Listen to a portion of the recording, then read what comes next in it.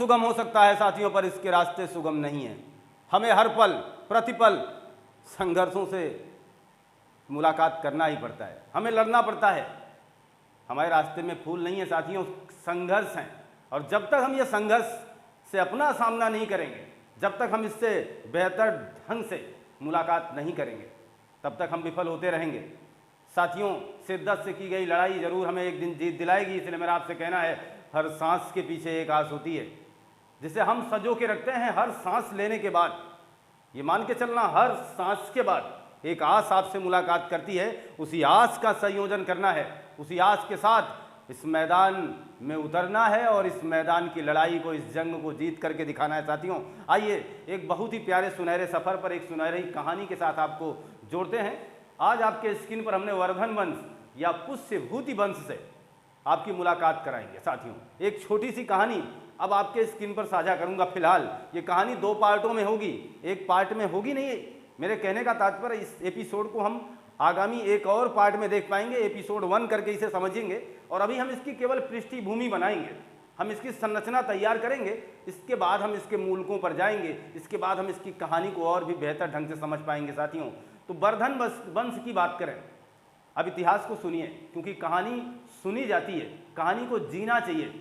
जैसे हमारे दादा नानी जैसे हमें सुना करके चले गए हैं, कुछ उस तरीके से कहानियाँ आज भी हमें याद हैं, और ऐसी ही कहानियों को सुनने का प्रयास कीजिए। साथियों, एक कहानी आपके स्क्रीन पर हमारे द्वारा साझा किया जा रहा है। जी हाँ, हम बहुत पुरानी बात कर रहे हैं, फिलहाल इतनी भी पुरानी नहीं कि आप समझ ना सकें। हमारी बात है लगभग 550 ईस्वी के आसपास की, जब गुप्त साम्राज्य, जब गुप्त वंश हमारे भारत से पूरी तरीके से पलायन की तरफ था, पूरी तरीके से लुप्त होने के कगार पर आ चुका था। तमाम राजा इसके, यानी हमने आपसे बताया भी है कि तमाम राजा जो बाद में आए हैं, स्कंदगुप्त के बाद शासन करने वाले तमाम जो राजा आए हैं, उनके अंदर वो प्रतिभा नहीं रही कि गुप्त साम्राज्य को बचा सकें। अतः गुप्त साम्राज्य का विखंडन होना शुरू हो गया था। इस विखंडन का फायदा उठाया जाएगा। जिस तरीके से आपके एक बड़े परिवार की नींव को आप देखे होंगे, अगर आपने संयुक्त परिवार में जीवन गुजारा होगा तो आपको पता होगा और आपने अपनी आंखों से अपने उस प्यारे से भरे हुए संसार को बिखरते हुए देखा होगा। आपने उस संयुक्त परिवार को टूटते हुए देखा होगा कि किस तरीके से हमारी बड़ी मम्मी, किस तरीके से हमारी चाची, किस तरीके से हमारे चाचा, किस तरीके से हमारे बड़े पापा हमसे अलग होते चले गए। इसका कारण क्या था? इसका कारण क्या था? इसके तमाम कारण आपके स्क्रीन पर आपको खुद ही आपका मस्तिष्क आपसे बताना शुरू कर चुका होगा। ठीक यही कारण था, जब गुप्त साम्राज्य का विखंडन होता है तो मौका परस्त लोगों ने अलग अलग जिलों पर, अलग अलग जगहों पर अपने आप को या तो सीमांत घोषित कर देता है या तो फिर राजा। सीमांत का मतलब मैं उस राजा का अनुयायी हूं जिसे तुम राजा मानते थे, और राजा का मतलब तो राजा ही होता है। कुछ लोग खुद को राजा कह रहे हैं, कुछ लोग खुद को सीमांत कह रहे हैं कि ये मेरा प्रांत है, यहाँ मेरी हिस्सेदारी है, यहाँ मैं ताकतवर हूँ, यहाँ मेरा जमाना चलेगा। साथियों, तो इस तरीके से इस कड़ी में कई ऐसे राजा रहे, और जिनमें एक कहानी इस विशाल वंश की है, इस महान साम्राज्य की है, जो हरियाणा आप देख ही रहे हैं, हरियाणा के थानेश्वर, जिसे श्रीकंठ जनपद कहा जाता था उस समय, वहां से शुरू होती है। कहानी को ध्यान से सुनिएगा, हम बात कर रहे हैं आपके हरियाणा की उस समय की, जिसे हम श्रीकंठ जनपद के नाम से जाना करते थे। जी हाँ साथियों, इस जनपद में एक पुष्यभूति वंश नाम के व्यक्ति ने अपने आप को सीमांत घोषित कर दिया। लीजिए, कहानी यहीं से शुरू है। हम हरियाणा पहुंच चुके हैं साथियों। कहां पर? हरियाणा पहुंच चुके हैं, और हरियाणा को उस समय श्रीकंठ जनपद कहा जाता था। श्रीकंठ जनपद, इस जनपद का ये अपने आप को क्या करता है? सीमांत घोषित करता है। थोड़ी सी ताकतवर है, बात समझना।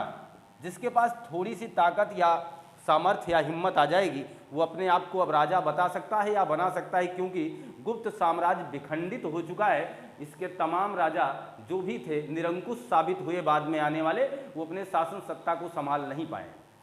इस कहानी की रोचकता देखिएगा। अब इसने अपने आप को सीमांत घोषित किया, इसका तात्पर्य है इसने अपने आप को राजा नहीं कहा है, खुद को इसने कहा कि मैं राजा का अनुयायी हूँ, परंतु ये जनपद हमारा है, यहाँ के शासनकर्ता हम हैं, हमें आप अप्रत्यक्ष रूप से राजा भी कह सकते हैं, कोई बात नहीं।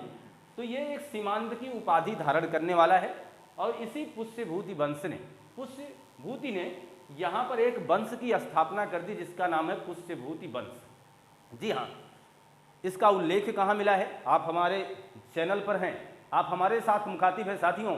आप तब तक इस बात पर विश्वास नहीं कर सकते हैं जब तक हम आपके साथ साक्ष्यों के साथ मुलाकात न करें। बिल्कुल मत करिएगा, जब आपके सामने प्रमाण हो तब मानिएगा, और मन गढ़ंत कहानियों पर बिल्कुल कतई आप एक स्टूडेंट्स लाइफ में विश्वास नहीं कर सकते हैं। मन गढ़ंत कहानियों पर विश्वास न करें। आइए इसके साक्ष्यों की बात हम करें। जी हाँ, इसके साक्ष्यों की अगर हम बात करें तो एक नाम आपके सामने आएगा जिनका नाम है बाणभट्ट। अभी इन पर हम विस्तृत बातें करने वाले हैं। बाणभट्ट जिन्होंने लिखा है हर्षचरित। बाणभट्ट ने हर्षचरित में कहा, बाणभट्ट कौन थे, इन पर अभी हमारी बातें होंगी और शायद आप इनके बारे में जानते भी हैं। बाणभट्ट एक कवि हैं, हर्षवर्धन के दरबार में रहा करते थे, और इन्होंने एक हर्षचरित नाम की एक रचना की जिसमें इन्होंने बताया हुआ है कि इस वंश के संस्थापक का नाम पुष्यभूति था। पुष्यभूति एक भोगराज थे, इसका मतलब, और वो भूपति थे यानी राजा थे। ये किसने बोला है? बाणभट्ट ने। लेकिन हर्षवर्धन ने जितने भी उल्लेख, हर्षवर्धन के जितने भी साक्ष्य मिलते हैं, जितने भी उल्लेख हर्षवर्धन के हैं, उन उल्लेखों में कहीं भी पुष्यभूति का नाम नहीं है। इतिहास जाने, राम जाने, मुझे नहीं पता इन बातों का, पर हम गवाह हैं उन साक्ष्यों के जिनके परिमाण, जिनके परिणाम आपके सामने हम रखने का प्रयास कर रहे हैं साथियों। तो चलिए, बाणभट्ट के अनुसार हम मान लेते हैं कि इस वंश की स्थापना पुष्यभूति ने की। हमारा एग्जामिनर हमसे रूबरू होगा और आपसे कहेगा साथियों जरा बताना कि किसने कहा है कि वर्धन वंश की स्थापना पुष्यभूति ने की है। किसने कहा, ये बात किसने बोला है? कहिएगा सर ये बात बोला है बाणभट्ट ने अपने हर्षचरित में। वैकल्पिक व्यवस्था का चुनाव बेहतर करने वाले आप स्टूडेंट साथी हैं, आप ये काम कर सकते हैं, कोई बात नहीं। लेकिन किसने इस बात को माना नहीं है? तो हर्षवर्धन का जो भी साक्ष्य मिला है, हर्षवर्धन इस महान वंश का प्रतापी शासक था, जो भी साक्ष्य मिला साथियों, उन साक्ष्यों में कहीं भी हर्षवर्धन ने अपने शिलालेखों में, अपनी मुद्राओं में कहीं भी पुष्यभूति का नाम नहीं लिया है या पुष्यभूति का नामकरण नहीं किया है। इसलिए इतिहासकारों में मतभेद है। जब उनमें मतभेद है तो हम लोग थोड़ा सा सहज हो जाते हैं कि जाने दो, जब आपको ही नहीं पता तो हमसे एग्जामिनर क्या पूछ लेगा। इसलिए हम थोड़ा सा इतना ही जान करके आगे बढ़ने की कोशिश करेंगे। तो हर्षवर्धन के अनुसार इस वर्धन वंश की शुरुआत नरवर्धन करता है। बहरहाल हम इसकी वंशावली पर आएंगे। अभी हम थोड़ी सी आपसे गुफ्तगू इस बात की कर रहे हैं कि इस वंश के संस्थापक का नाम कौन है, क्या है।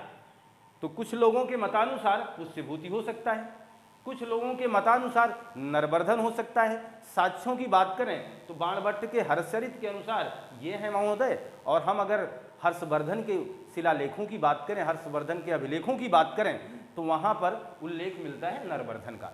चलिए कोई बात नहीं, हम जवाब दे सकते हैं, जवाब देने के लिए हम तैयार हो चुके हैं। वैसे भी जब भी पूछा जाता है वर्धन वंश का संस्थापक कौन था तो पुष्यभूति बताया जाता है। इसका कारण है क्योंकि इसे पुष्यभूति वंश के नाम से भी इसको जाना जाता है साथियों।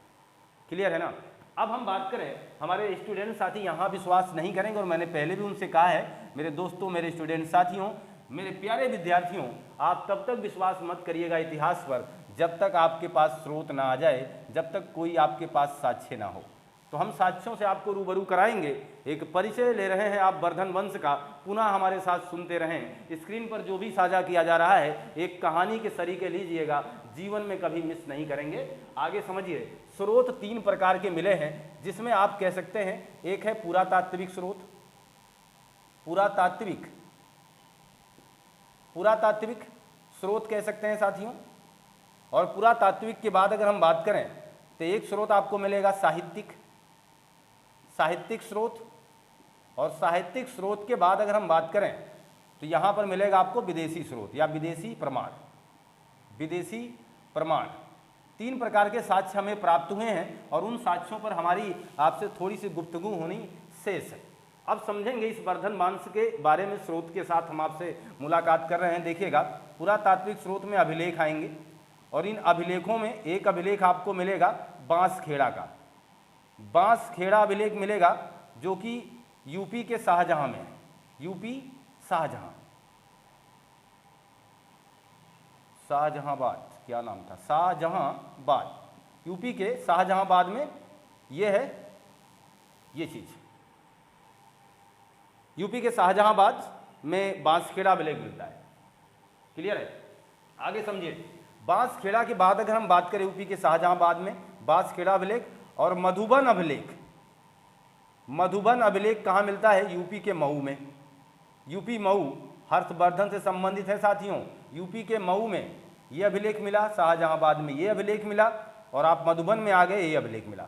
और एक आपको मान के चलें, ये जो अभिलेखों की हम बात कर रहे हैं वाकई में बहुत ही बेहतरीन साक्ष्य हैं इस वर्धन वंश के। अब हम बात कर लेते हैं इन्हीं पुरातात्विक स्रोतों में कुछ मुद्राओं की भी बातें हुई हैं। मुद्रा हमें कहाँ कहाँ से मिले हैं? तो एक तो आप कह दीजिए सर नालंदा से मुद्राएं मिली, सोनीपत से मुद्राएं मिली आपको, सोनीपत से, और फर्रुखाबाद से पुनः समझने का प्रयास करें साथियों। हम वर्धन वंश की जानकारी के जहाँ तक हासिल कर पा रहे हैं साथियों, हम आपको बताना चाहते हैं कि हमारे पास पुरातात्विक साक्ष्य के रूप में इस वंश की जानकारी देने के लिए कुछ ऐसे प्रमाण हैं जैसे बांसखेड़ा अभिलेख, जैसे मधुबन अभिलेख, और जैसे कुछ मुद्राएं हैं जो कि हमें नालंदा, सोनीपत और फर्रुखाबाद से मिली हुई हैं। इन साक्ष्यों की मदद से, इन साक्ष्यों की वजह से हम वर्धन वंश की जानकारी को हासिल कर पाते हैं साथियों। यहाँ तक की बातें क्लियर है? एग्जामिनर यहाँ से वैकल्पिक व्यवस्था से आपसे मुखातिब हो सकता है कि बांसखेड़ा अभिलेख किस वंश से संबंधित है। मधुबन अभिलेख जो कि यूपी के मऊ में है या मऊ से प्राप्त हुआ, ये किस वंश का प्रमाण करता है? तो आप कहिएगा सर ये वर्धन वंश यानी पुष्यभूति वंश के प्रमाणकर्ता के रूप में है। ऐसा प्रश्न आपका एग्जामिनर महोदय आपसे पूछ सकते हैं। ठीक है, हम अगर साहित्यिक स्रोत की बात करें साथियों, आर्य मंजूरी मूलक एक रचना है, आर्य मंजूरी मूलक। इस रचना से हमें, आर्य मंजूरी मूलक से हमें वर्धन वंश की जानकारी मिलती है साथियों। दूसरी महत्वपूर्ण बात अभी हमने कर भी दी थी, हर्षचरित से हमें इस बेहतर वंश की बेहतर जानकारी हमें प्राप्त हो पाती है। फिलहाल अभी हम बाणभट्ट के बारे में थोड़ा सा अलग से आपको स्पेशल रूप से देने वाले हैं। विदेशी प्रमाणों की बात करें तो हर्षवर्धन के ही समय में ह्वेन-सांग आता है साथियों, जो हर्षवर्धन को बौद्ध धर्म का अनुयायी बना जाता है। कहानी आगे देखेंगे हर्षवर्धन की दान की कहानी आगे देखेंगे। हर्षवर्धन एक बेहतरीन योद्धा कैसे था, हर्षवर्धन शैव धर्म के बाद कैसे, जैसे पुष्यभूति जो थे ये शैव धर्म के अनुयायी थे, यानी शैव धर्म को मानने वाले थे। इनका जो धर्म यानी इनका जो परिवार चलेगा वो भी तो आगे चल करके इसी शैव धर्म को मानेगा। जी हाँ बिल्कुल, सब लोग क्रम से शैव धर्म को मानने वाले ही आते हैं। राज्यवर्धन जो कि बौद्ध धर्म को मानने वाला था। फिलहाल इसके बाद हर्षवर्धन फिर से शैव धर्म को मानने वाला बनता है, लेकिन बाद में यह पुनः बौद्ध धर्म का क्या बन जाता है, अनुयायी बन जाता है। इस वजह से कहानी बहुत ही रोचक होने वाली है। तो शैव धर्म के अनुयायी हैं, ये शैव धर्म को मानने वाले हिंदू शासक हैं, ऐसा कह सकते हैं। और कुछ इतिहासकारों का मानना है कि हर्षवर्धन अंतिम हिंदू शासक था। फिलहाल ये कहना गलत होगा, लेकिन जहाँ तक की सोच है कि उससे बड़ा कोई राजा फिर नहीं आया हिंदू शासकों में, ये चीज़। तो ह्वेन-सांग आता है और ह्वेन-सांग आकर के विदेशी विवरण लिखता है। ह्वेन-सांग अपनी रचना में ये बताता है कि वर्धन वंश की पृष्ठभूमि थी, वर्धन वंश में कौन कौन से शासक थे और किस प्रकार से उन्होंने शासन सत्ता को संभाला है। तो ह्वेन-सांग की बात हो चुकी है। और एक और चीनी यात्री आता है जिसका नाम था इत्सिंग। इत्सिंग ने भी विदेशी प्रमाण के बारे में या विदेशी प्रमाणों के रूप में वर्धन वंश की जानकारी को प्रस्तुत करने का काम करता है। हमारे पास साक्ष्य के रूप में साथियों इन तमाम बातों का साक्ष्य प्रमाण हमारे पास हैं, जिनके माध्यम से हम वर्धन वंश की जानकारी को हासिल कर लेते हैं। और आइए आप इसका स्क्रीनशॉट ले लीजिए। तो ये मान चलें साथियों आपने स्क्रीनशॉट ले लिया होगा, जहां हम लोग वर्धन वंश के महत्वपूर्ण साक्ष्यों की बात कर रहे हैं, जहां हमें पुरातात्विक साक्ष्य के रूप में, मुद्राओं के रूप में चीज़ें मिली, जहां हमें बांसखेड़ा अभिलेख मिला, जहां हमें मधुबन अभिलेख मिला, जहां हमें मुद्राएं मिली। इन तमाम चीज़ों से हम जान पा रहे हैं कि वाकई में वर्धन वंश कहीं था। तो वर्धन वंश की हमने बात की, हरियाणा से इसकी शुरुआत है और इसकी राजधानी थानेश्वर हुआ करती थी। बाद में हर्षवर्धन इसे कन्नौज स्थापित करता है। फिलहाल उस कहानी को हम बेहतर ढंग से देंगे, लेकिन अभी हम केवल इसके पृष्ठभूमि पर, इसकी संरचना, इसकी बनावट पर अभी पूरा फोकस कर रहे हैं। यहाँ से इसके प्रश्नों के साक्ष्यों की बात कर रहे हैं। जहाँ ह्वेनसांग को देख पाए अभी, ह्वेनसांग कहाँ का था? चीन का था। एक चीनी यात्री था जिसने एक पुस्तक लिखा सी यू की। ह्वेनसांग की पुस्तक का नाम पुनः सुनिएगा साथियों, या जहाँ आपने ह्वेनसांग लिखा है वहाँ उसके आगे लिख लीजिए। ह्वेनसांग की पुस्तक का नाम था सी यू की। ह्वेनसांग ने अपनी पुस्तक में कहा, हर्षवर्धन के बारे में बात की, वर्धन वंश के बारे में बात की, तो बहुत बड़े साक्ष्य हमारे सामने हैं साथियों। देखिएगा, अब हम यही बात करते हैं। अभी हमने आपसे कहा स्पेशल लेंगे हम उस चीज़ को, हम स्पेशल किससे लेने वाले हैं? बाणभट्ट को। देखिएगा, बाणभट्ट को स्पेशली समझने वाले हैं। ये हैं बाणभट्ट जी, और बाणभट्ट जी एक दरबारी कवि कह सकते हैं हर्षवर्धन के।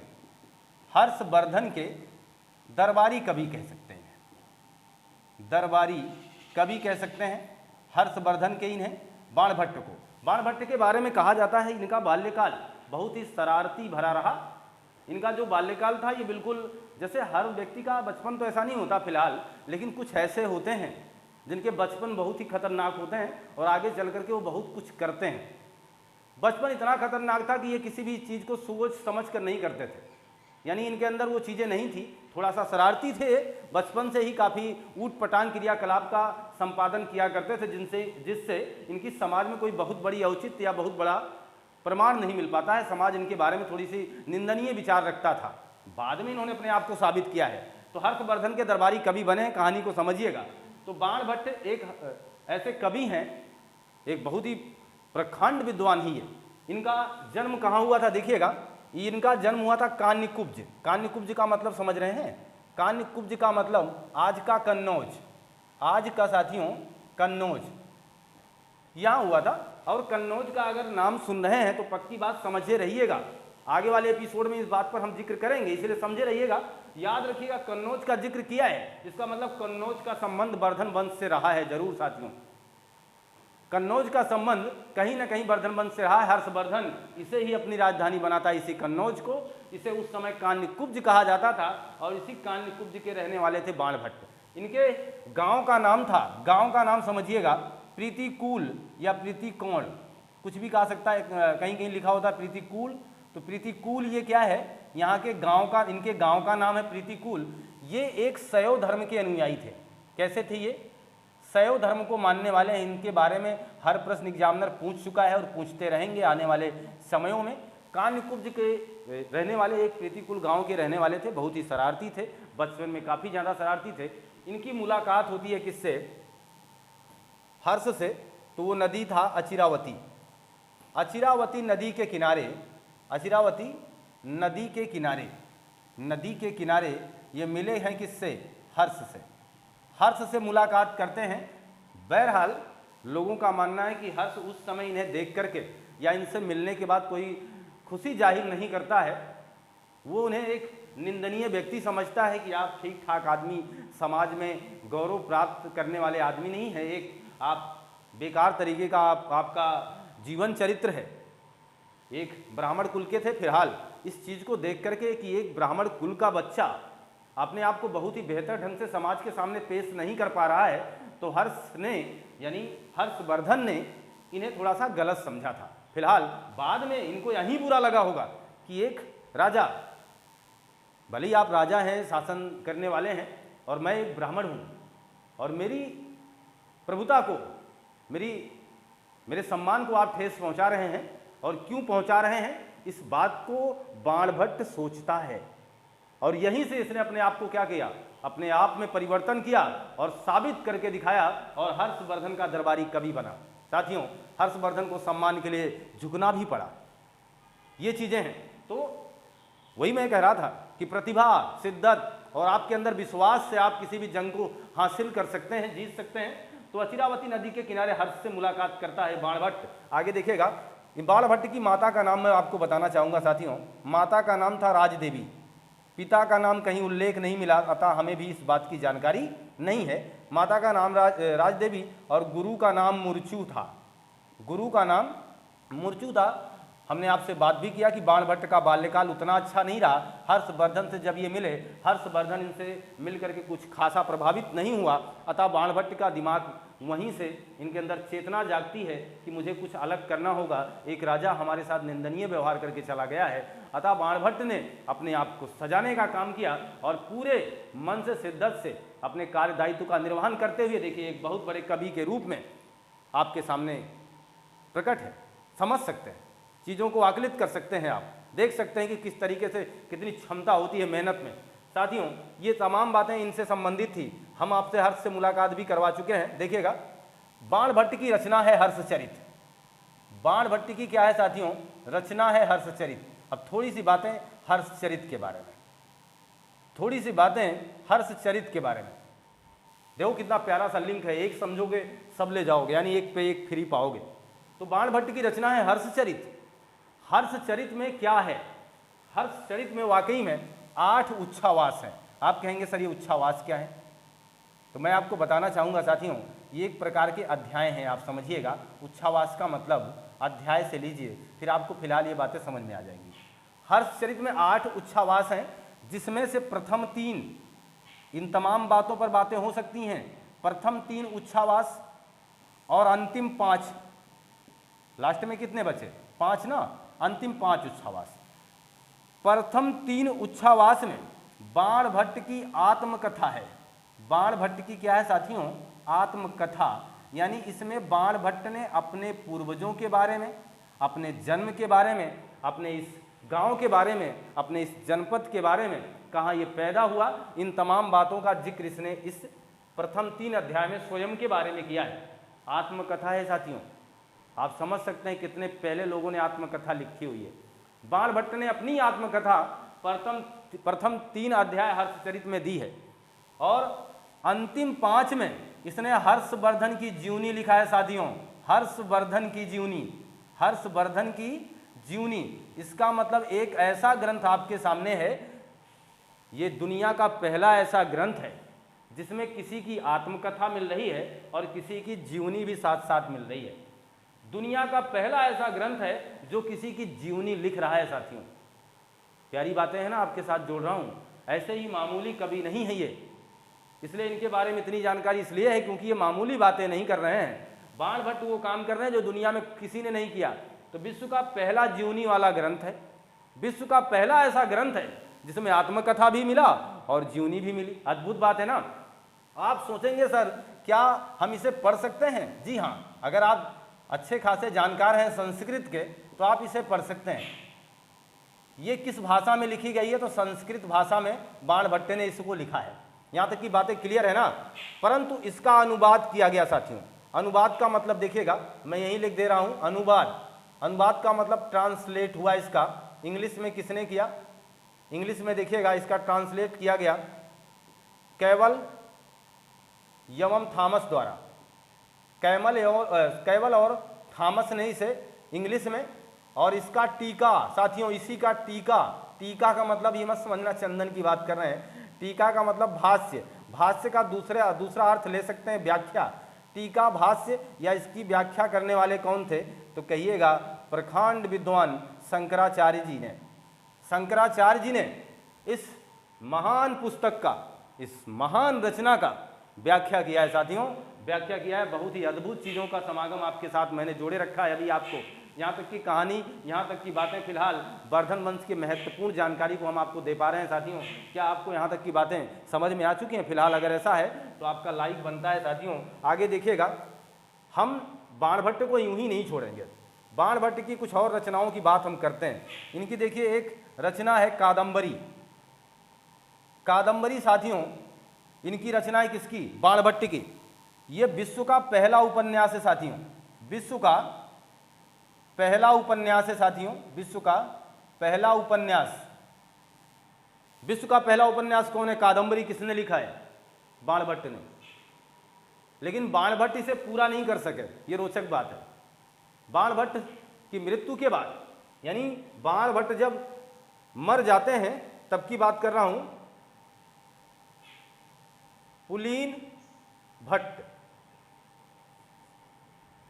यानी बाणभट्ट जब मर जाते हैं, यानी बाणभट्ट जब इस दुनिया से पलायन कर जाते हैं, इनकी मृत्यु हो जाती है, तो इनका पुत्र पुलीन भट्ट ने इस ग्रंथ को पूरा करने का काम किया है। पुलीन भट्ट ने क्या किया है? पूरा किया है साथियों।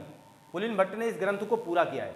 मेरे कहने का तात्पर्य यह रहा साथियों कि बाणभट्ट ने एक बहुत ही प्यारी से ग्रंथ की रचना की, जो कि आपने हर्षचरित देखा, उसके बारे में कादंबरी भी नहीं की है, और कादंबरी की रचना ये पूरा नहीं कर पाए थे। इसके पहले ये दुनिया से विदा हो गए, और इनके बाद इनका पुत्र इस ग्रंथ को पूरा करता है। ये अद्भुत बात है। और इन महत्वपूर्ण चीज़ों के साथ मैं आपको बता दूं कि कादंबरी के बाद एक रचना और इनकी याद रखिएगा, चंडी शतक। चंडी शतक भी किसकी रचना है? तो चंडी शतक के भी रचनाकार बाणभट्ट जी हैं। इस बात को भी याद रखेंगे साथियों। तो एक बहुत बड़े कवि से आपका नाता जोड़ा, एक बहुत बड़े कवि जिसने इस वर्धन वंश की जानकारी आपको प्रस्तुत की है साथियों। अब मेरा मानना यहाँ तक कि हम लोग एक पृष्ठभूमि सजा चुके हैं। पुनः एक गौर फरमाइएगा, पुनः ध्यान से सुनने का प्रयास कीजिएगा। हम जिस वंश की बात कर रहे हैं वो गुप्त साम्राज्य के बिखरते हुए समूह के साथ उभरा है। गुप्त साम्राज्य जब पूरी तरीके से टूट रहा था, बिखर रहा था, तो तमाम जगहों पर अलग अलग राजाओं ने अपने आप को सीमांत महाराजा करके संबोधित कर दिया। उसी कड़ी में हरियाणा के थानेश्वर में भी, जिसे श्रीकंठ जनपद के नाम से जाना जाता था उस समय, वहाँ एक व्यक्ति ने पुष्यभूति, जो कि जिसने अपने आप को सामंत घोषित कर दिया वहाँ के एरिया का, कि मैं यहाँ का राजा, मैं राजा हूँ, मैं यहाँ का प्रशासन सत्ता संभालूंगा। जी हाँ, इसी वजह से इस वंश की स्थापना होती है, और मैंने इसके प्रमाण भी आपको दिए कि हमारे इतिहास में इसके साक्ष्य कहाँ कहाँ हैं, और उन साक्ष्यों से भी आपको रूबरू कराए साथियों। और इसी कड़ी में हमें हर्षचरित मिलता है, जो कि इसके साहित्यिक स्रोत के रूप में सामने आता है। फिर हम हर्षचरित के बारे में देख पाते हैं कि हर्षचरित किसकी रचना है, तो हमें पता चलता है बाणभट्ट की।